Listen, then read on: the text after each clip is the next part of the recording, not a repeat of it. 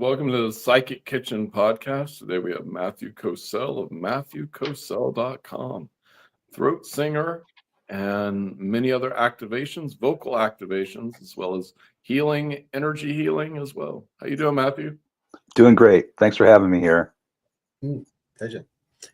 Yeah, good to have you, Matthew. Would you like to just tell us a bit about yourself, what you do, how you got here, etc.? Sure. I help to create a coherent field through music and sound. Uh, sound and music is something that is really primal to humanity, something that we've been creating since we existed. Really, anyone who's on the planet now, we can all travel down our DNA trail through time and find our ancient ancestors gathered around a fire, singing, chanting, and experiencing expanded states of consciousness. And always the medicine people would use sound and music to help us heal the body, communicate and commune with nature, and to travel to the spirit world. And as we began to build temples on our beloved planet here, we brought sacred music and chant into the temples to help us make that connection beyond the veil. The ancestors understood at a deep level that everything in physical form in this physical universe is comprised of vibration. In other words, consciousness moving and vibrating into form. And you see that encoded in the creation stories from around the world, where a god, goddess, or deity speaks, chants, or sings the universe or humanity or the world into existence. When I was growing up, my parents' scripture of choice was the Bible. It's referenced there. In the beginning was the Word. So from nothingness came the sound, and the universe is born.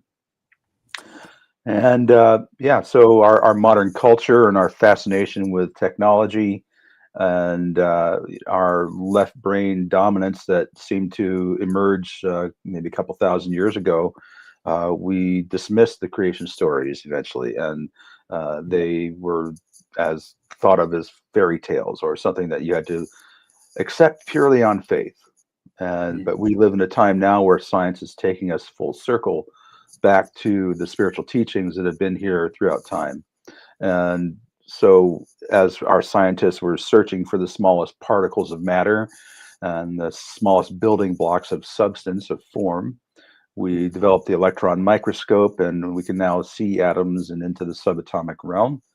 And first thing they discovered that was surprising was what they thought would be substance is mostly space. Atoms are 99.99999% seemingly empty space. But within this vast void are manifestations of energy, which are appearing and disappearing in every moment. And we measure them by the probability of how frequently they show up in space and time. So that frequency, how frequently they show up, that's how we measure light and sound. And so this taught me that sound is actually the threshold point where thought becomes form, where the great mind becomes matter, and where, as they would say, the word becomes flesh. And that realization radically shifted my relationship with music, with sound, and radically shifted my life, quite frankly. It taught me that when we have a crystal clear intention and an open heart, we can relate to sound. We can create music in a way that will reveal something to anyone who is willing to listen, a part of ourselves that we have collectively forgotten. Because deep within us, each one of us as human beings, we are already at the deepest level of our being, we are already in total communion with the universe. There is this unity and knowing that you are part of something infinite, and infinity exists within you as well, that we are part of creator, creator's part of us. And that this part of us does not require faith or dogma of any kind. It doesn't require rules under threat of eternal punishment if you don't measure up, and you don't have to bargain with it. You don't have to make a deal or beg. It's just it's beyond words. It's beyond thought. It's a state of being. It's what we are.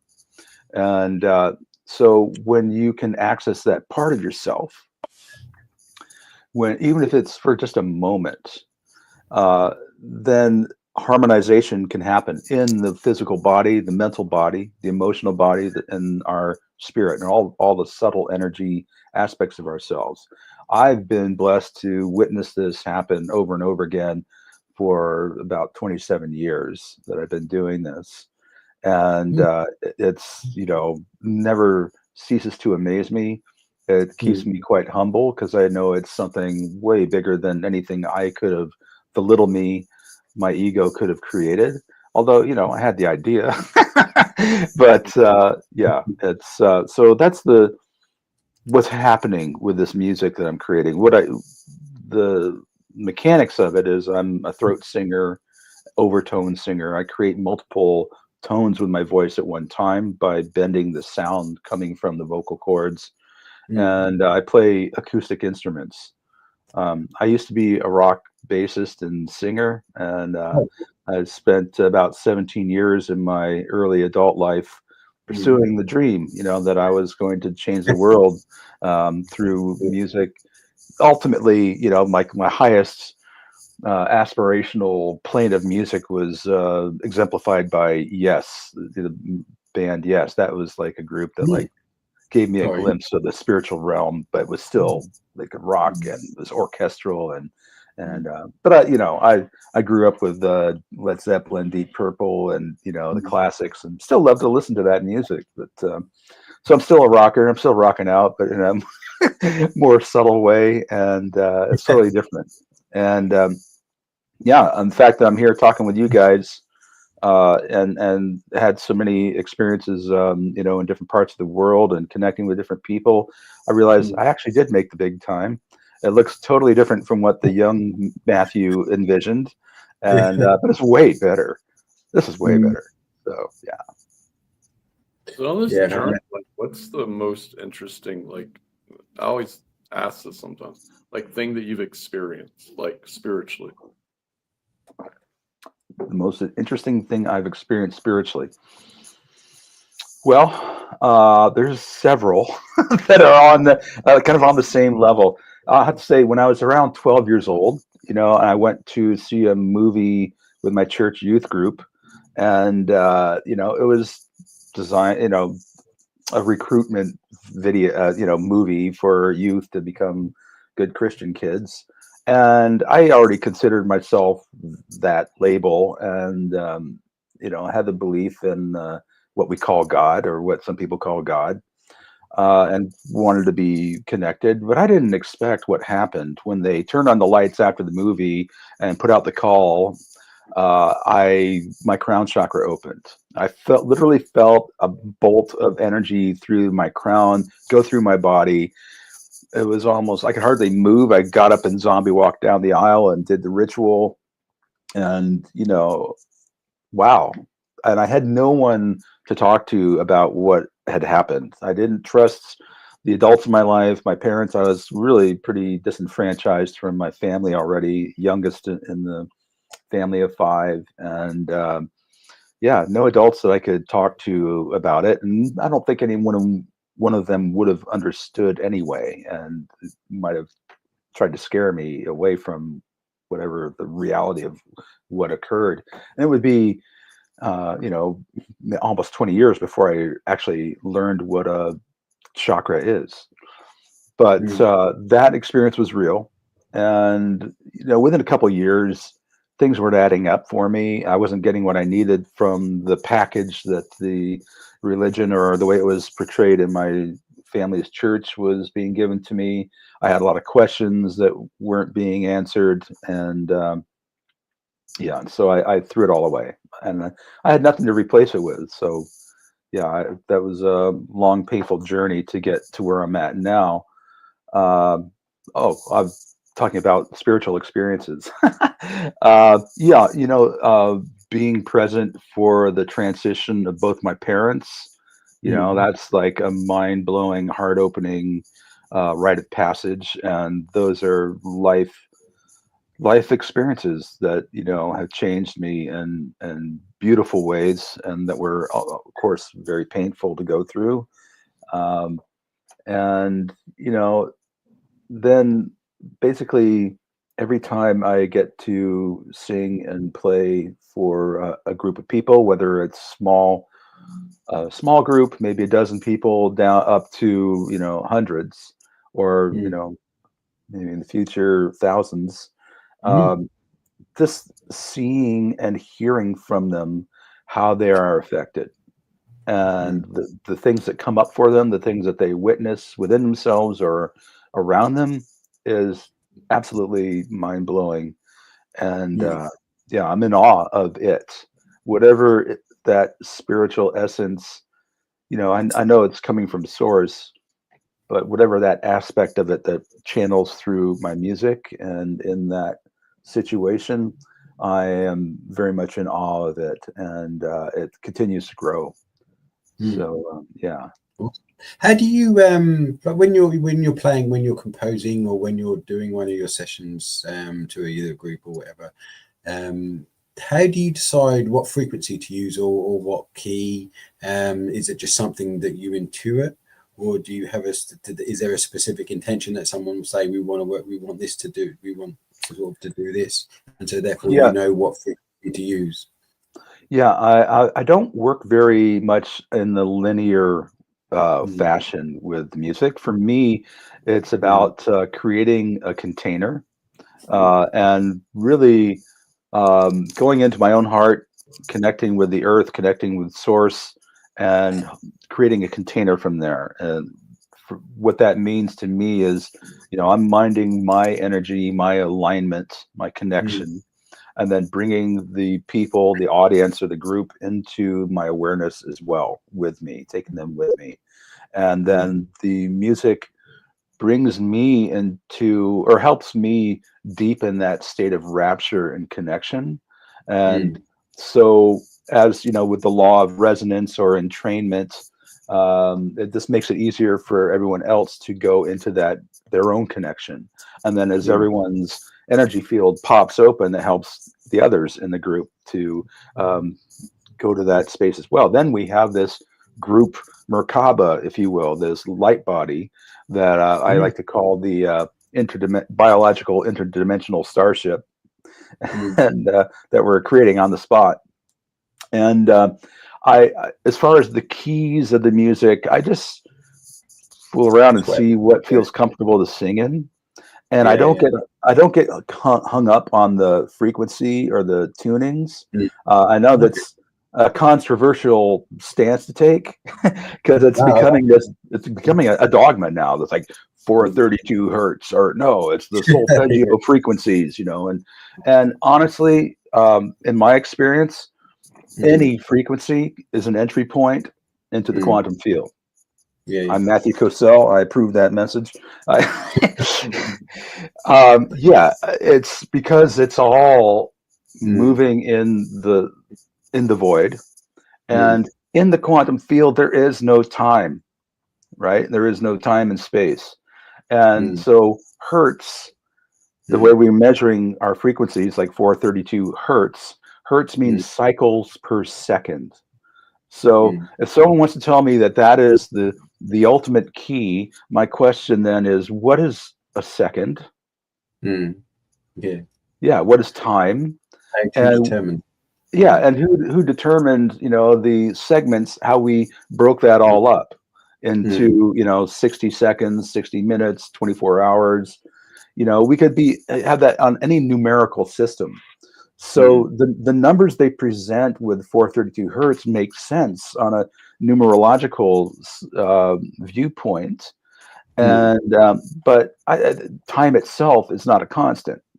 Mm. And even here on Earth, they've positioned, from my understanding, they positioned atomic clocks in different altitudes and Mm. different parts of the planet, and time Mm. is moving at different rates here, even here on Earth. Much Mm. less we know through quantum physics that mass bends time and space. So that's all in flux. And, you can't tell me that civilizations in the Andromeda galaxy or wherever else in the universe are perceiving time the same way we do, Mm. and they're certainly not measuring it in seconds. I'll guarantee you that much. I'm willing to wager, Yeah. you know. We kind of it's like you improvise then, basically. You kind of Well, just a lot of the music comes through as improvisatory, but I have songs, Mm, and that kind of sets me apart from other people who, mm, would call themselves sound healers, because it's more song-like. There's some structure to what I do, but I do allow for improvisation. I guess mm. maybe in the spirit of like Jimi Hendrix or Led Zeppelin, like they have the songs, but then the Yeah, guitar yeah, solo might be different every yeah, time. along that lines. Yeah, Yeah. so I'm rocking out. Yeah, why not? And kind of, I find that even though I do frequency stuff as well, when I'm playing, because funny enough, I'm a rock bassist. I play bass in a rock band, Oh, cool. and I'm finding that with frequency, then sometimes, especially if if your instrument is tuned to a certain, frequency, then fair enough, you can't really change it. But when you have that range, and you sort of, I suppose we've got more of a range with our voice than anything, because we can basically hit any note as long we're within our range, kind of thing. We can go, because different frequencies will obviously have different effects on different people.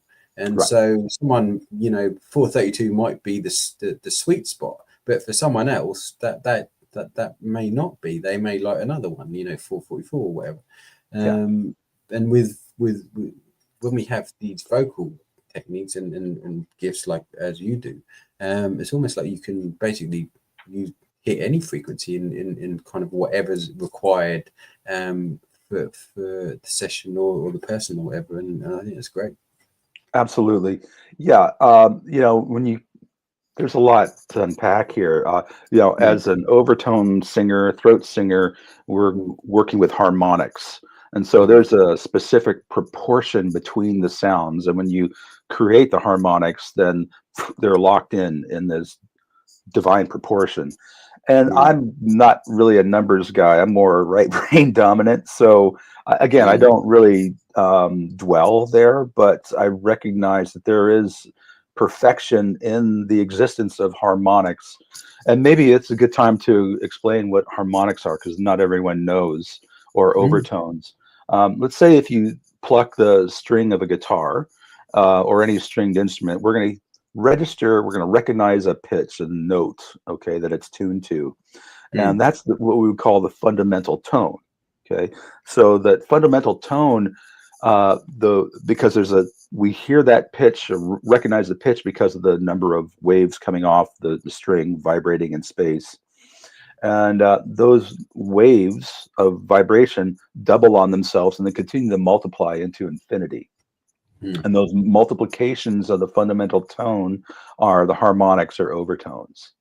And so, as a throat singer, I'm bending the sound to bring out or to amplify specific overtones that are already present in my voice. They're happening now as I speak without thinking mm, about it. But then, when I bend my mouth and my instrument in a certain mm, way, then I can magnify these tones and at will, and create harmony or octaves with the mm. voice. One time I had my voice run through a spectrometer, which measures the frequencies, and I was doing the deep throat singing sound, Yeah. and they clearly showed 9 tones happening at once. Really? Bloody hell. That's pretty dope. Yeah, that's amazing.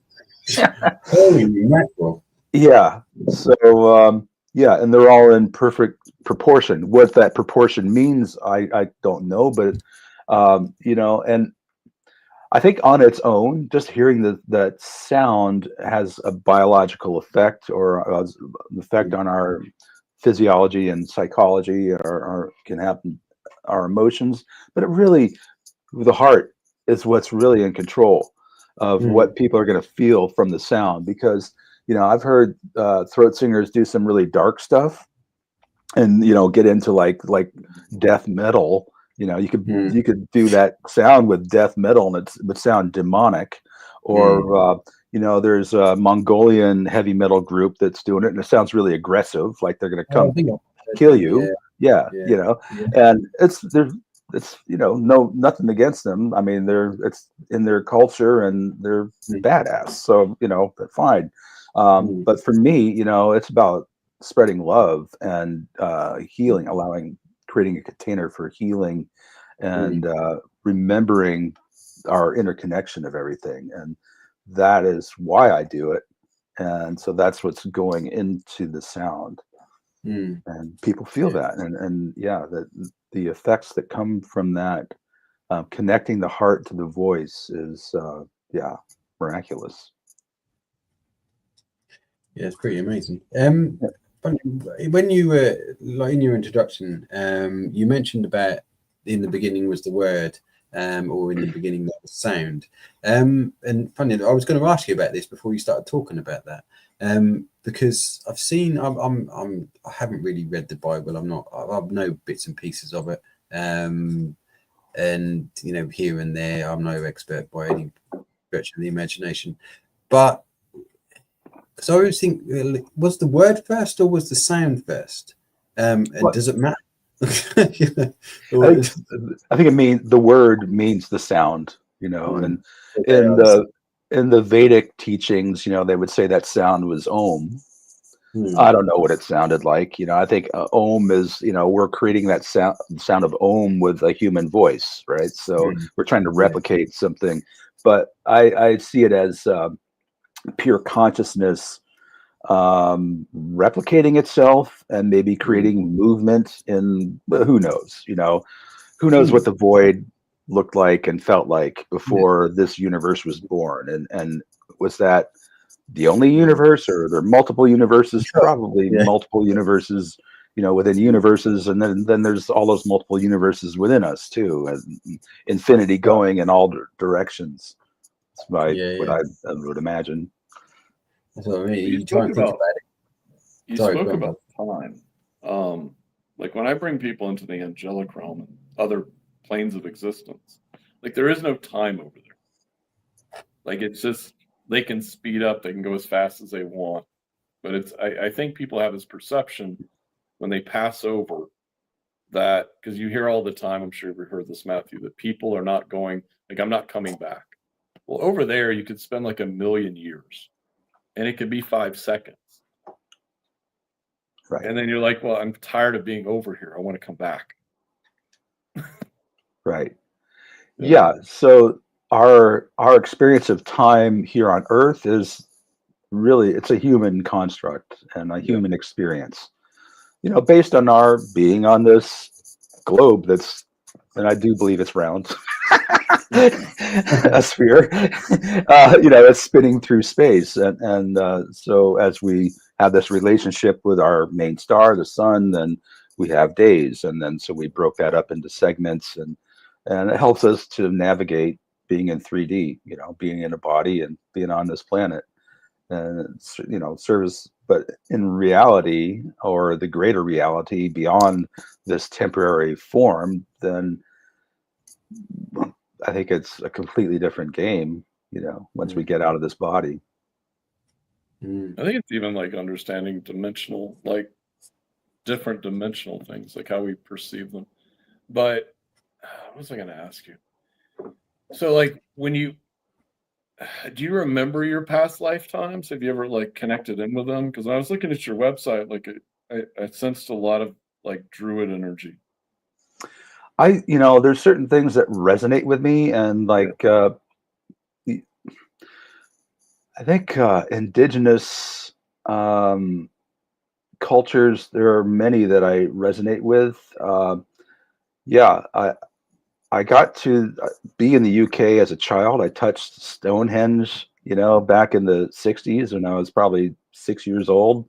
And my family lived in Europe for 3 years. My father was in the U.S. Air Force, and we brought our 63 Rambler station wagon over there and went sightseeing from Norway to Spain, Denmark, Italy, anyway, UK. And so what am I getting at? Went to a lot of cathedrals, which were built on Druid sites, of course. And I think I got some activations there. I do feel a resonance with the Vedic stream from India and Tibet. One time I did have a past life regression gosh, back in like 1990. And the first thing I saw was myself as a Tibetan monk. Mhm. And, I didn't get a whole lot of detail, but that resonated with me. I had been listening for about a year and a half at that point to a recording of the Gyuto monks from Tibet. And it had just captured me, my imagination. And so, maybe my subconscious was influenced by that experience, or maybe not. I don't know. But I feel an affinity also with North American indigenous cultures. Perhaps this soul, had that experience as well. But I don't have much detailed, insight into my past lives. But I think there's been a lot, and I definitely feel like there are multiple timelines that are coming through Mm. to influence my music now. Mm. Interesting. I got a question from Joe Smith the second. Hey, Joe. Says, which is an interesting one actually. I've never even considered asking this. But anyway, it says, have you ever had your future self walk into you?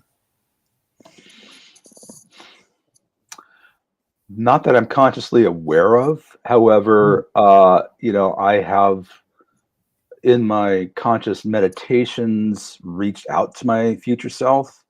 Sometimes a specific pinpoint in time, and also just like in general, I've kind of reached out to my future self. I read Bridge Across Forever by Richard Bach a few decades ago, and that really got me. It just resonated, and that perspective of time being this continuum that we can travel along with our awareness, and so I've played with that a fair amount. Interesting. Yeah. Yeah. In fact, even in my prayers at the beginning of my sound journeys or concerts, if you will, these days I'm calling in our future selves and future generations, any of that wisdom and knowledge that's going to serve us at this point in our human evolution to like, and now's a good time. We'll take some of that, and also calling on the wisdom that we have encoded in our DNA. Scientists, the Western medicine would say that 96% of our DNA is junk DNA, which flies against the laws of biology. We don't carry any junk in our body. Everything. If we're not using it, we don't keep it. And in our form. And so, I think it's yet to be activated or activated in a way that we're maybe not measuring right now. And as far as I'm concerned, all of our ancestors, are in there. And so that's going back through all time. Civilizations we don't even know about that rose and fell and, attained insight and mastery about the cycles of life and the universe, and some of that wisdom and insight and knowledge, let's say from Lemuria or Atlantis, might be very useful to us now as a species, as we're like at this crossroads point. So I'm calling all that in my ceremonies. Yeah, I had a client earlier, and I had to tell this client a story. But when I first started, one of my first mentors, he was a massage therapist, a Reiki master. And he was like, you're abducted, right? And I was like, yeah, I remember something along those lines. And he's like, they put energetic tubing in your head. This is why it's so easy, or in your body or whatever. It's why it's so easy for you to move through dimensions. And I asked one of my first other mentors about this, and he was like, your future self. He goes, the only thing I can figure is that your future self abducted you and did this to you. And I was like, so you're telling me from the future did it, or me in some God knows what lifetime did this? He's like, I have no idea. But he's like, it's the only thing I can consciously try to put together that happened. But I have gone in my own regressions or moving myself through other like this timeline or other ones, and countered other versions of myself and talked to them. And it's where like quantum jumping got in this. I think it's quantum, whatever it's called. Forget the name of it, the verbiage, but this guy in the 90s, he went to a Tibetan monastery and he could talk to alternate versions of himself. And he passed away, I think, in the last few years, but he was under a vow of like secrecy how to teach it for 30 years until it like went away. But then he started quantum jumping. That's like the first version of it. Yeah. But he could go and talk to other versions of himself to learn things. Yeah. And he then taught would, himself to sing really well, right? Yeah, and like he made like an award-winning photograph, like won the prize of all time or something. Yeah. For that year. But yeah, he taught himself all these things. Play the piano. I think he did that too. Yeah. Yeah, that seems really plausible. And I remember reading about it, and I think I got that course some time ago. Yeah. I think we're only held back by what we believe is possible. Certainly. And that's the thing. It's like I'm always asking for things. I'm like, show me this, show me this, show me this. What can I do with this?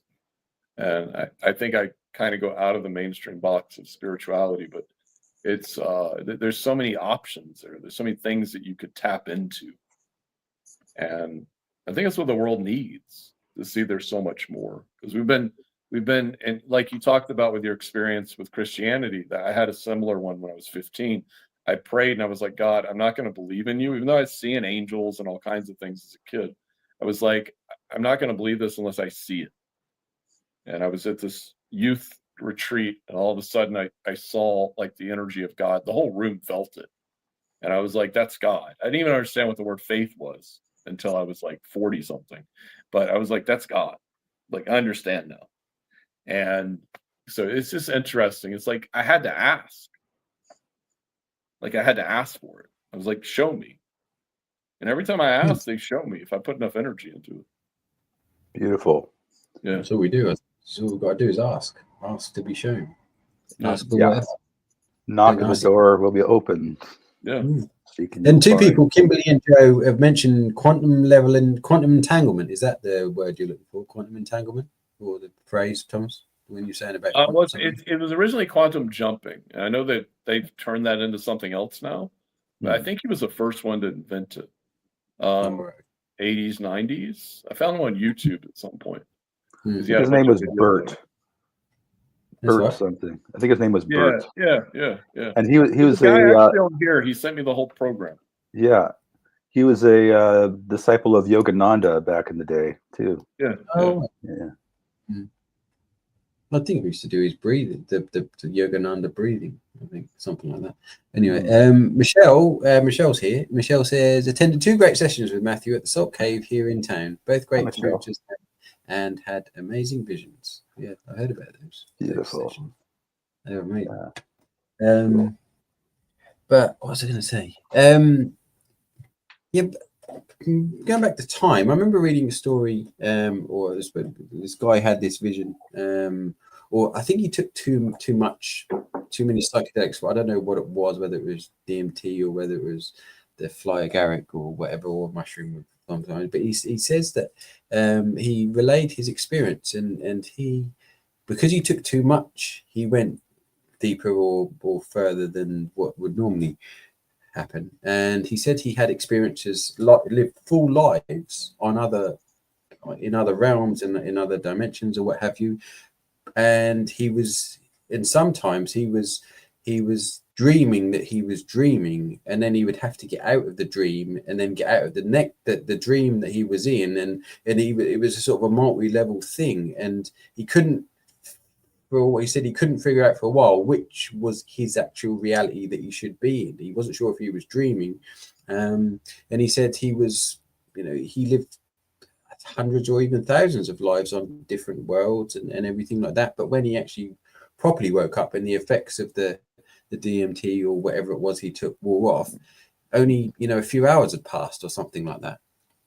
And so that sort of goes back to what you say about sort of time being different depending on where you are.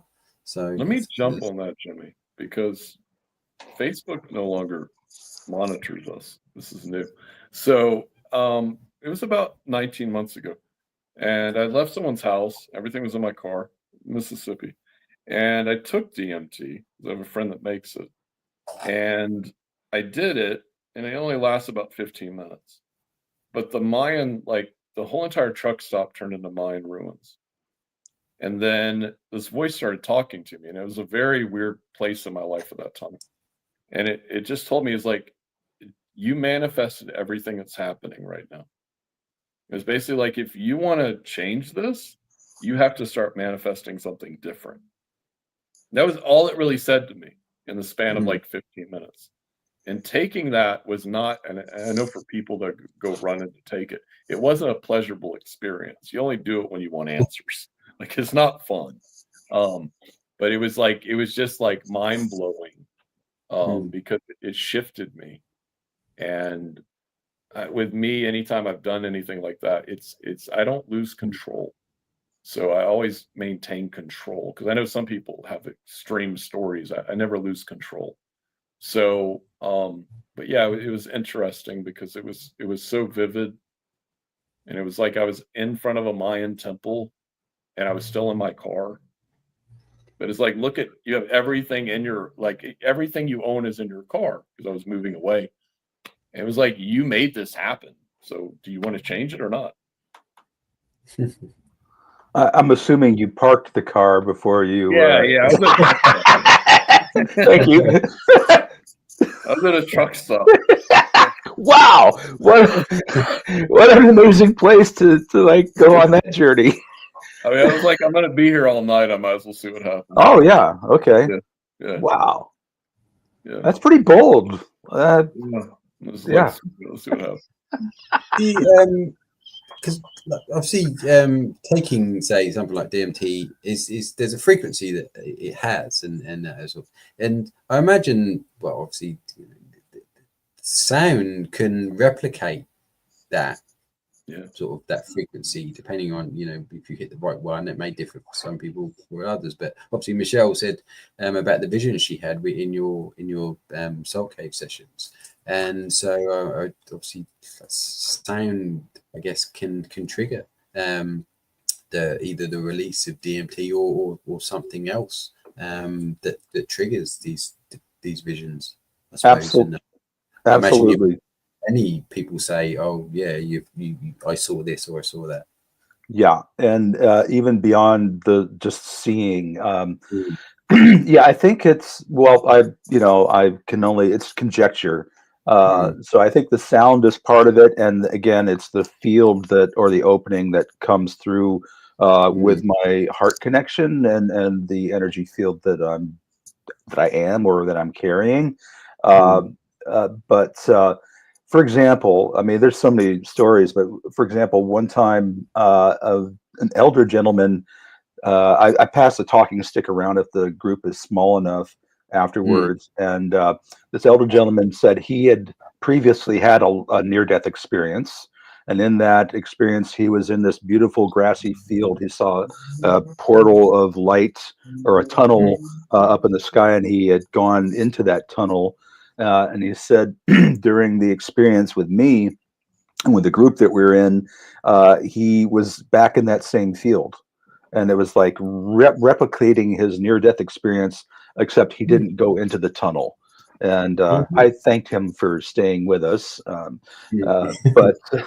another time in France, 2019, outside of Paris, when I was passing the stick around, there was a young Indian woman, from India, and she's in tears, but she wasn't sad. She was just tears streaming down her face. And so she's speaking in French. It's being translated to me, and she's Hindu, and she worships goddess Shakti, and always had been praying to see this version of God that she, connected with so deeply. It had never happened except for that day in that circle.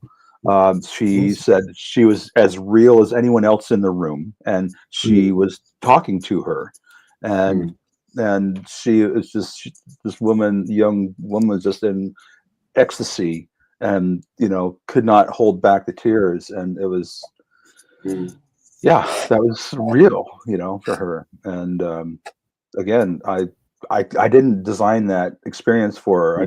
Had no idea it was going to happen.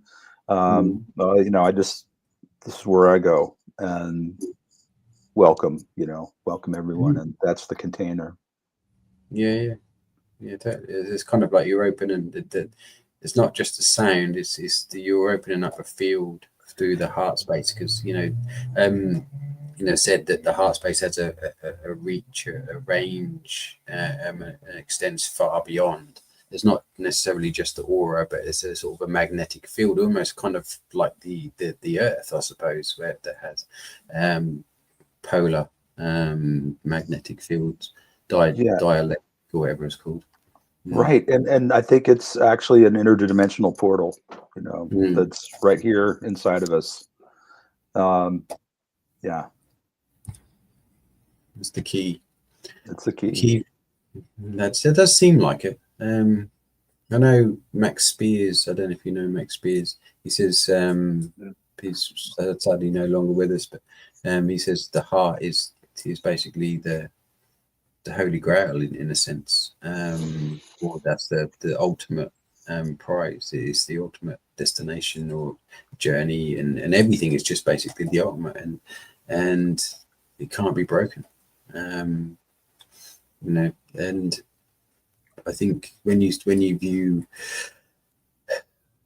it's amazing how when you see everything that goes on, but people's hearts always shine through. This is sort of the brightest thing that you see in amongst. I know there's a lot of other stuff going on, but at the end of the day, people, I feel like that people will always go back to the heart, and the heart will always win. So, Max, I think he said too much. What's that? I think Max said too much because he just disappeared. Oh, Max. Yeah. Unfortunately, it seems he like worked for the government, I believe. I think that was the problem. He was around like in the 90s, but he worked for the government. And he said too much. Last name is Spears? Yeah, Spears. Yes. He's all over TikTok, YouTube, everywhere. Spiers. I recognize that name, but I'm not. Watched quite a few of his stuff, and he does reveal a lot of information, and about the things that were done to him when he was younger, and put him through different programs and everything like that. Wow. So yeah, it's some of the stuff he talks about is not, it's horrific, but it's kind of what seems to go on.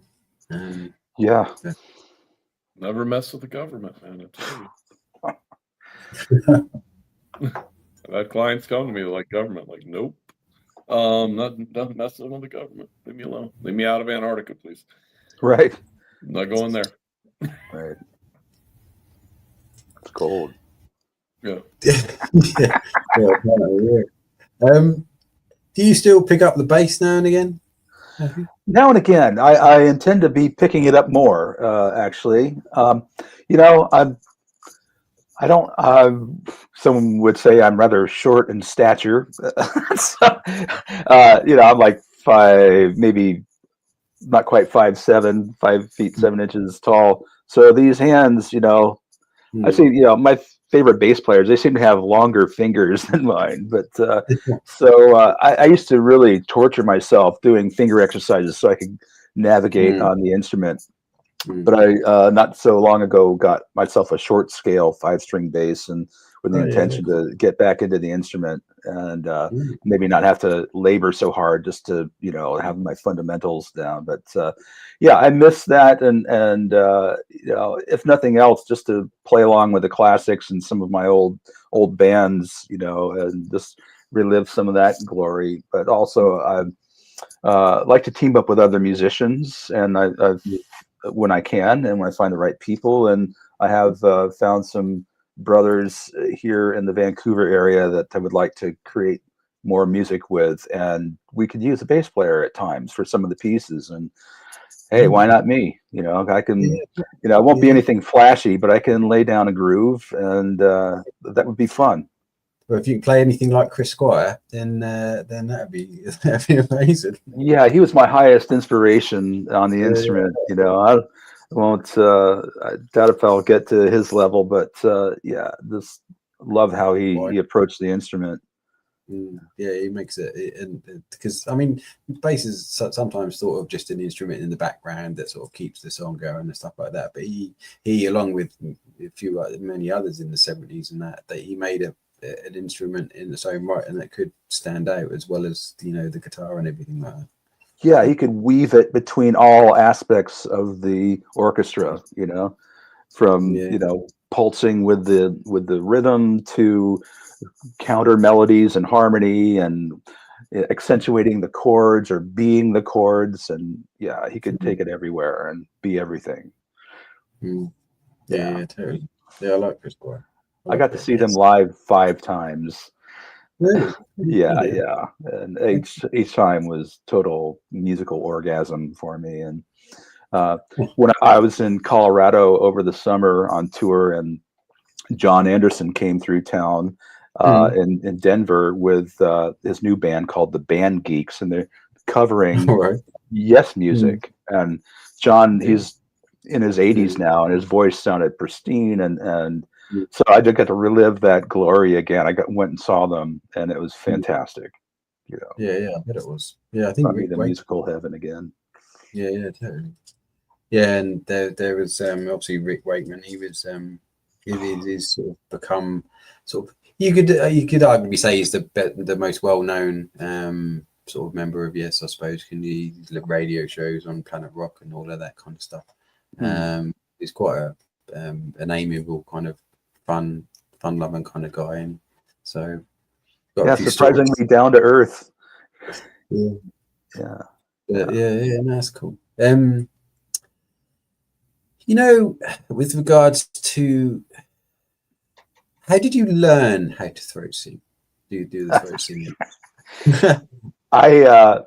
Well, I was about 28, 29 years old when I walked into my first ever metaphysical store, and walked into a wall of sound. When I opened the door, stepped into this little shop, they were blasting a recording of the Kyoto Monks. And a few months prior to that, I had picked up a book because I was like really hungry to find my path and to find a way to connect, because I was dying inside without a spiritual practice and any kind of connection. I just like threw away the church path, and I wasn't going to go back there, and I had nothing other than music, and that was momentary fleeting experiences. So yeah, I found a book called Inner Power Secrets from Tibet and the Orient, and that was my portal into this path. And first chapter was on chakras. And I was like, okay, this is real. I could relate my own life experience to everything they were describing about the chakras. And anyway, so yeah, so I go and there were practices in that book that I was working with, and breathing and meditations and some martial arts exercises.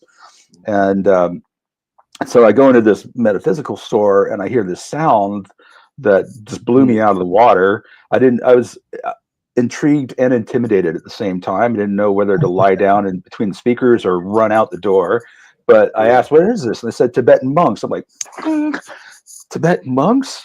You know, I'm thinking Inner Power Secrets from Tibet and the Orient, you know. So I bought the tape and started listening, and I was trying to mimic their sound unsuccessfully. And I didn't even know what a mantra was. So I had no clue what was happening there, but I knew this is something vaguely familiar, and I'm going to meditate to it. And so I did. And it was about 10 years later, after I had my best band ever, broke up, and I hit the wall and decided, okay, I'm done with music. I quit, and I got into healing arts. I've been wanting to make some changes in my life, and I needed a more spiritual orientation and more holistic way of living, putting it mildly. And you get the gist. Yeah. And so I got training in massage therapy and Reiki, got my certification and Reiki master. I'll put the air quotes on master because I think, it's a process of always learning. Mm. But anyway, so I wasn't doing any music at all, but I got the inspiration to start holding meditation circles in my home. And I was going to lead guided meditations. Who am I to lead guided meditations? I'm like, former manager of a strip club in Denver who's playing in bands, from, Ideal. right, perfect.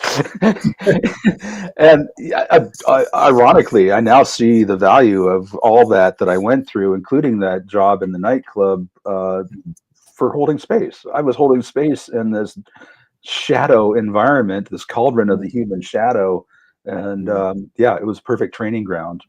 But so I just, called up my friends and said, hey, I'm holding a meditation circle, and a few people came, and it became a thing that happened twice a month for several years. And within the first, right away, I was introduced to vocal toning and like the concept of finding overtones in the voice and using them for healing. So I was playing with that, and while leading a guided meditation, it didn't take long before English language wasn't enough to convey or transmit what I was feeling I was experiencing. So I started to ohm. And immediately people told me how they felt something happening inside them or around them when I was doing the ohm. And I was hearing more texture in the voice than I ever did when I was belting out tunes with a rock band behind me. And so that was the opening through my own, loss and feeling like I quit music, and I'm putting that behind me. The universe tricked me, and the spiritual path and my own healing process I was going through is like getting on the healing path and helping others to heal their bodies. Again, with the practice of hands-on healing, I wasn't thinking of, okay, I'm going to help someone relieve pain in their body. I was thinking, okay, this is the planet here, and we want to heal the planet one body at a time. So that's what I was taking in to the intention with the group experience in the meditation circles. And so I'm oming for the earth, I'm oming for humanity, oming for the universe, and wanting to align with that. And so that was the opening for throat singing and music to come back into my life. I still wasn't getting that deep sound that the Tibetans or some of the Mongolians and Tuvans do. And then a gentleman by the name of Jonathan Goldman, who lives in Boulder, Colorado. He's quite well known in the sound healing circles. He's multiple books, and I don't know how many albums he's recorded. He had a weekend workshop about sound healing. So I went. It was pretty close to where I lived. And over the weekend, he didn't teach that technique, but he demonstrated it once. He did one deep ohm in that Tibetan style. And he said, some people will get this after being around others who do it. And I sat there and like, that's me. Oh, really? And I knew it. And then the next day, I got it. Really? So Oh, so that a little fire under my ass. And and so when long after that, I got my first singing bowl, my first Himalayan metal singing bowl, and started chanting with that, and the overtones started. I had to hear melodies with the overtones, and within all that texture. As I'm saying that, I remember when I was a kid, I used to love to sit down at the piano, our family piano, hold the sustain pedal down, play all the keys, and then just listen. Then I would just listen and listen to him ring. And within that wall of sound, I just heard so much. It's like, this sounds like heaven. It's got to be something like this. And so I think that's how those overtones and throat singing just speak to me in that way. Yeah, nice. The universe. amazing. Yeah, it's pretty really cool. Have you ever been to, say, a sacred site? You know, whether it's either the pyramids or whether it's Teotihuacan, something like that. Or I know you've been to Stonehenge, but that was when you were younger. Since you've sort of been doing the throat-singing, have you ever been to a sort of sacred site and done the throat-singing at the sacred site to see what the resonances and what the frequencies or what have you, if it has any effect or any brings out anything in at the sites? Yeah, I did get back to Stonehenge as an adult back in 2001. I think it was October 2001. My wife to be and I went out there, had some time in Glastonbury and in the Devon area, as well as London. But anyway, we went to Stonehenge and Avebury in one day.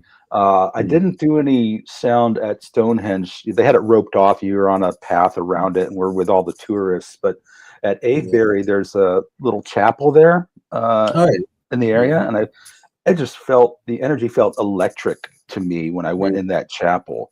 And for a moment, we were alone, and I did some vocal toning there, and it felt electric.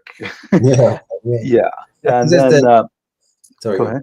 Oh, I was going to say, no, you go, go mate. Sorry. In 2013, I was invited by a very special Peruvian man, a good dear friend, and someone who's to Peru, and he was trained from a young age in the ancient Andean wisdom traditions. He invited me. He the first time we met, he heard me sing and told me in no uncertain terms I need to get to Peru, and he'll take me to the temples. And he said, sound opens the doorways of these temples, and you've got the key, so come. And a couple of years later, after getting to know him and working with him, he had been for a long time leading pilgrimages to the sacred sites, and he invited me to come as a co-facilitator, and that was my ticket. And so brought all my instruments down, and I got to sing and chant with the group. There's like 15 of us in some of the temples.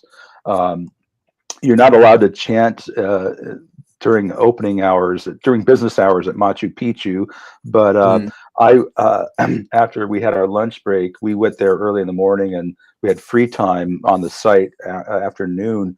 So I snuck down into some of the lower terraces, and there's no one around, and I had the wall behind me. I just sat down, just me and one friend, and I did a lot of chanting there and meditation, and it was quite extraordinary. I was facing an adjacent peak called Putakusi, which you always see pictures of it from like looking through one of the windows in the temple complex there. It's this almost like an obelisk across the valley from Machu Picchu. And I was told that it was considered so sacred that they wouldn't even build a temple on it. And I like fell in love with a mountain that day, looking at Putakusi. And so I was sitting there facing her and chanting to her and to just wanting to connect. And I felt a lot of presence, felt like there's a lot of souls there, just holding space and wanting to connect. Yeah, beautiful. Awesome. Because I was going to say, there's a sort of a train of thought or a theory, I don't know, or whatever, that cathedrals used to be sound chambers, basically, because of the cymatic diagrams in the windows and stuff like that, and the massive organs that they have, and that they're not places of worship. They were sound healing chambers, basically, and they would resonate all of the frequencies out to the town or the city which they are. And I thought, well, that kind of makes sense, but absolutely, they are tuned vessels, and they're also built in the phi ratio and Fibonacci. It's like they're in this divine proportion, and I was shown in this gentleman's presentation that at I believe it's Chartres Cathedral in France, that there are images around the where the wall and ceiling meet that are actually cymatic images. Yeah, yeah, amazing, isn't it? Yeah, And how all of the stained glass circular windows, they're all a cymatic um, image, yeah, basically, and there's certain frequency, and that's obviously what that promotes to us, sort of either saying that this building gives off this frequency and come here for if you want this or what have you. And maybe that's also sort of thinking about that they were on specific locations because they there was something about the water and how it charges the water and whether it's on ley lines or what have you. I can't remember, but they're in a specific location because of that, the underground system as well, and how the water circulates and everything. But I haven't sort of looked into that as much. But yes, also in the Mesoamerican temples, the Mayan, Incan, and Aztec and Olmec temples, there's all kinds of acoustic phenomenon and anomalies that people experience there. When we were in Machu Picchu, there's one room. Of course, there's no roof anymore, but it looked like windows, but there was stone there, so it looked like a depression in the wall that was shaped like a window. And Jamie had me stick my head in there and chant, and people were hearing it like it was in their ears, like in different parts of that room. And yeah, I've seen all kinds of and heard lots of stories as well of like I think in Chichen Itza and Tulum and all these different places where you can whisper in one part of the vast complex and people hear it in their ear, like you're whispering in their ear from 100 yards away or something like that. So. It's like what we used to do when I was kids. We used to sort of get a couple of baked bean cans and put a string and connect them, and we used to be able to talk to each other. Yeah, it was fun.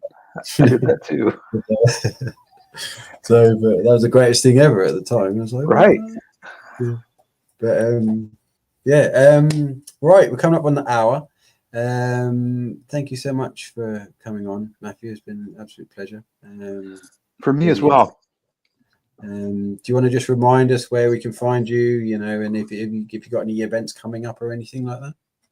Yeah, you can just look me up on any platform, MatthewCosell.com, 2 T's in Matthew, and it's Kocel. And that includes the streaming services. I have 3 albums recorded, and it's good. The energy will come through if you're create a space for yourself to receive and you want to go on a little journey. You can just play my music and no substance required. And yeah, also YouTube if you want the visual accompaniment. I have some beautiful music videos there as well. And I have I'm going to Vancouver Island at the end of this month, and I'll be teaching a voice activation / throat singing workshop. It's a 2-day event. Also giving concerts while I'm there. In the voice activation, I'm teaching throat singing on one level, but the real goal and the purpose of it is to activate people's throat chakra. So many of us shut down our voices when we were told we can't sing, or were rebuked for speaking our needs or trying to speak our truth, often at a vulnerable moment, and we shut down. I was a case example of that. And for me, learning to getting the courage to sing in front of people, and then going into the overtones for healing, that was my portal to begin to open this center. And it's still a work in progress. So it's life-changing, actually, when people begin to befriend their voice again, and in a safe container and a fun environment where it's also sacred, they just become free. And so all forms of expression through one degree or another, not just vocally, run through the throat chakra. And so how people are interacting with the world can shift in a positive way, and more of their truth can come through. I'm teaching this also in the Vancouver area, at the end of March and beginning of May, and I'll also be going to Alberta, Canada, at the end of May, and teaching this as a retreat in a rural area just south of Calgary, Alberta, May 31st, June 1st. And I try to make time whenever I go on tour to have a 2-day experience of this.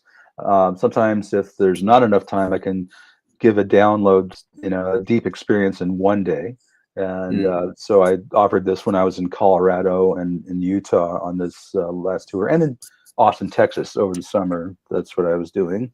And yeah, so I'm also, have Merkaba, will travel. If anyone out there,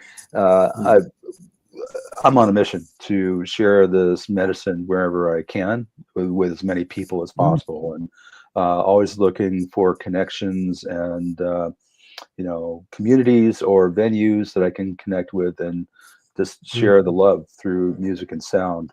And so if I can find the right situation, I will travel to any non-war zone in the world. So. Yeah, very wise. Awesome. Yeah, great. Right, Thomas, what you got? You got anything? Any event this Sunday? Not right now. No, at the moment. Okay. Right. Well, thank you, everyone. Thank you both. Thank you, everyone, for listening, for watching, and thank you again, Matthew. And we'll see everyone next week. Thank you, everyone. It's a pleasure. Thank you, guys.